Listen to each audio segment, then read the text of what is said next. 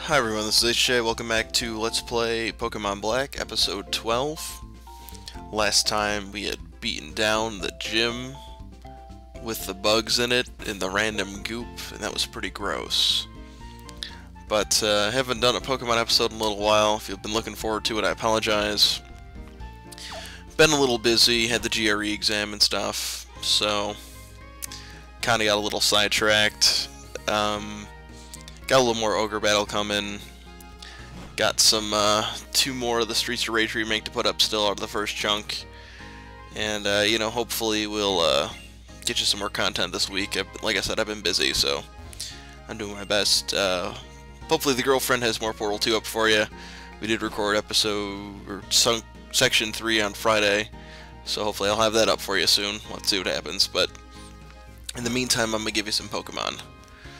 So, beat down the gym last time, all was good, and I distinctively remember, well, Bianca saying she wanted to battle, and sure enough, there she is. Remember the promise she made on the X-Transceiver? So let's get right to our battle, but before that,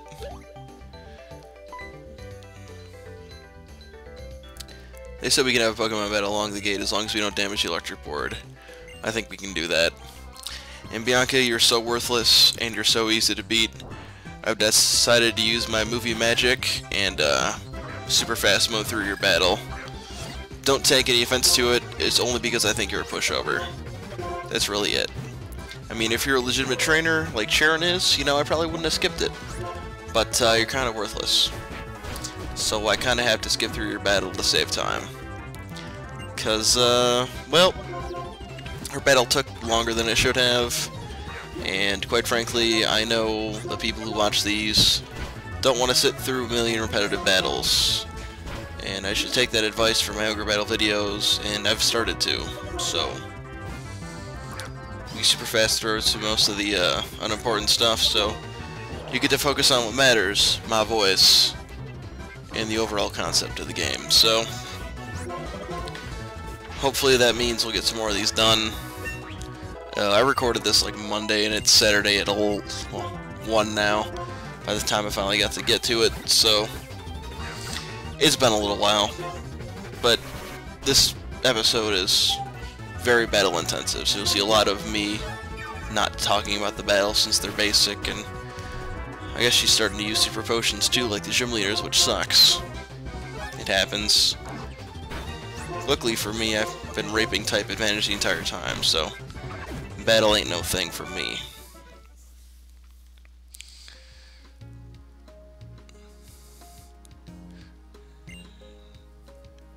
Yeah, she's never gonna be as strong as me and Sharon, but you know, hopefully, maybe one day. She just fell unsure when her stuff got stolen, and being with Pokemon is really important. So she's gonna go away, and we're gonna continue on, since that almost kind of seemed like a waste of my time.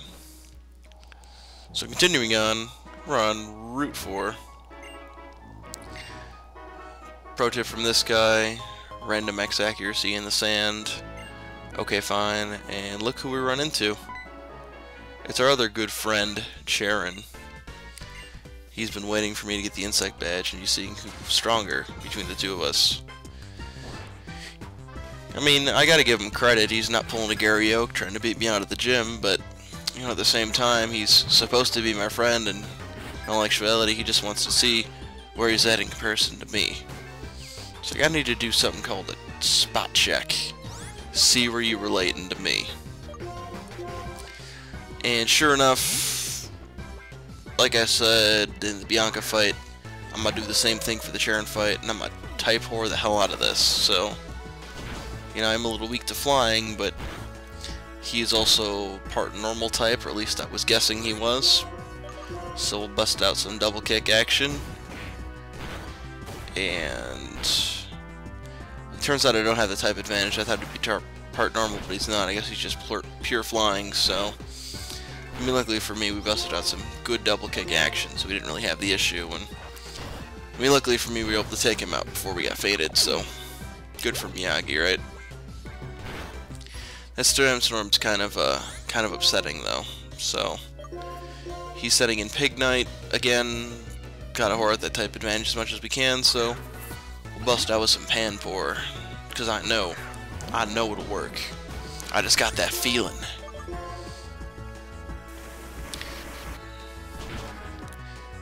Look at him, he's all muscular and pig-like, and he's using a fire-type move that barely does anything. But that fire-type move, I guess, raises his speed too, so I can see why it would be useful. The flame charge. I don't know if it's speed. Yeah, it is speed. I think it is. I don't know, I kind of skipped through this kind of quickly, so I'm gonna say it's speed, just for the sake of me being right, at which point I may not be right, so. Anyway, he popped a berry, and he's defense curling for some reason. Can't figure that out, he's just gonna die anyway, so, you know, why would you bother at this point?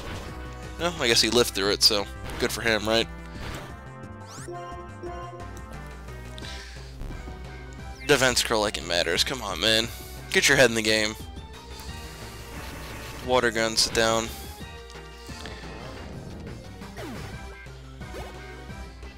That's some decent EXP, and Sandstorm sucks, so he's gonna send in Pansage, so of course I'm gonna switch. I'm gonna bring in Panseer, you know, just to make sure that we got this, because why would you bother fighting at a disadvantage when you can fight with an advantage? I mean, it just makes sense to me. And Flame Burst, sit down. Easy enough. Fucking Sandstorm though. He sends in a Leopard, I guess. And I don't know what that is. So I'm gonna send in Miyagi again, because it looks like it's electric type. And it sure enough it is. So I guess we'll bust out with some fighting type action, and luckily for us, Miyagi doesn't die, and double kick is super effective and takes him out. So that was a good switch. That was a lucky save, and he levels up to 23. And that was Sharon. Slightly more difficult than Miyaka. His guys were a little bit stronger, but all in all, not disappointed. And we got an next transceiver call. And it appears to be a three-way call with the professor, and I guess Bianca didn't answer, so professor's gonna be waiting for us in the entrance to Nimbasa City, so we'll eventually get there and talk up to the professor, but I'm gonna use some video movie magic and run to the Pokemon Center. So that little screen fade wipe going into the exit, that was me going to the Pokemon Center. Trust me, you didn't miss anything. All I did was walk down there and walked back up. I didn't buy anything on the way, I didn't talk to anybody important. I just went to go get heals, and I figured by cutting it, it would save us 2 minutes of video. So I'm thinking about you guys, I promise. Random trainer chilling in the desert, and clearly not important enough, so we're gonna super fast mode through this. I mean, of all the places to set up shop to try and fight against people, you know, why the hell would you pick the desert? It's constant sandstorm brewing. It probably isn't very cold there.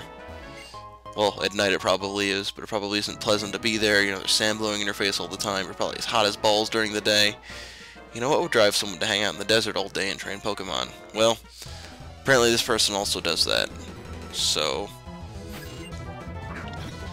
we'll bust out with some super fast mode again and rock that type advantage. So, you know, I guess typical Pokemon fashion, there's random trainers everywhere you go, but I would not be happy to be in the desert. Like, stick me in one of the gardens or something, or, you know, stick me in the Arctic. I wouldn't even care. I like it cold, but not the desert. That's just annoying. That would bother me.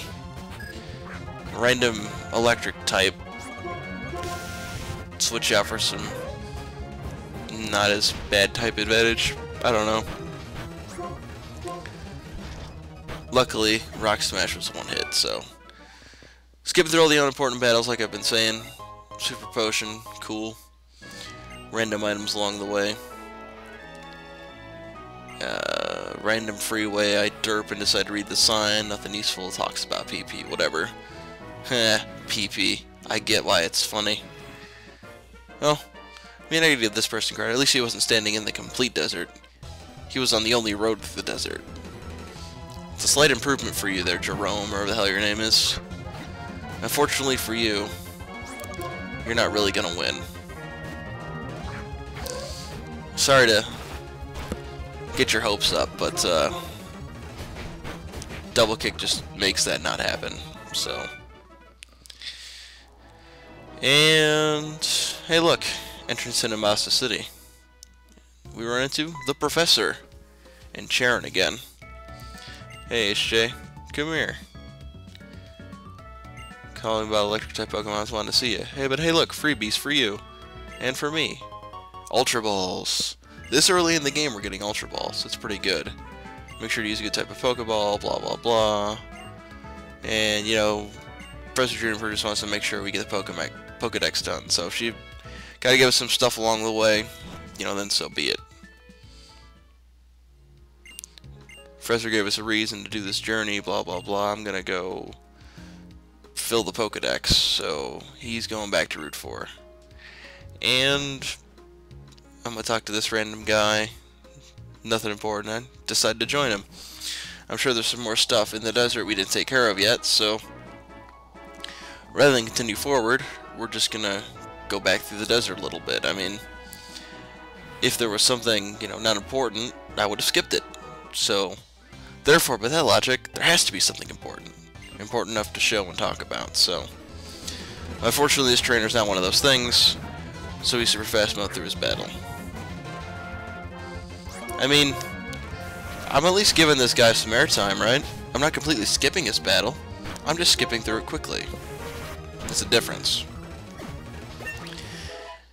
And like I said, ultimately I think it's better for you in the long run, saves you time. Panpour learns Skull, by the way. Another water type move, good stuff. But and ultimately, it's probably better for you. You don't have to watch through as much boring crap. You still understand what's going on. And you get my voice. I mean, that's like the best of 3 worlds right there. So, have a little trouble taking out the timber, but ain't no thing. Drop down here, pick up an ether, super fast moaning still, run back up.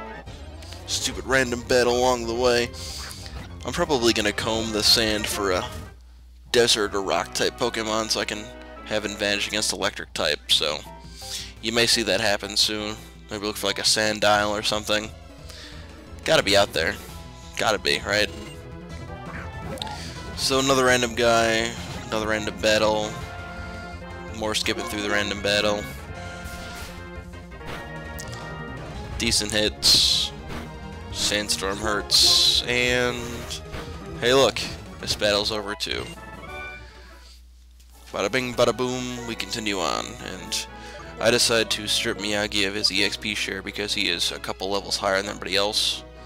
So, end up giving it to Panpour here, so he can attempt to level towards 24 as well. This only makes sense to me because, well, like I said, trying to aim for the generally unified levels of all the same, so you'll probably see me swap that around a little bit depending on who we're fighting and the level requirements and all that. And I thought I'd have to fight that guy, but I didn't. And that looks like the entrance to something else, but we're not going to go there just yet because I know it's the house on the left side, so we're going to go in the house and take a look. And sure enough, this guy claims to be a dig pro, so he gives us TM28 dig. And for those of you who don't know, you can dig out of caves and tunnels and whatever. It works as an escape rope, and it's also a move usable in battle. It takes 2 turns. So, I guess I'm going to head forward towards the next part of the desert, but not until next time. So I'm going to bust out some save and some save state action. And if you'd like to see what happens next time, feel free to rejoin me again on HeeroJay's Let's Play Pokemon Black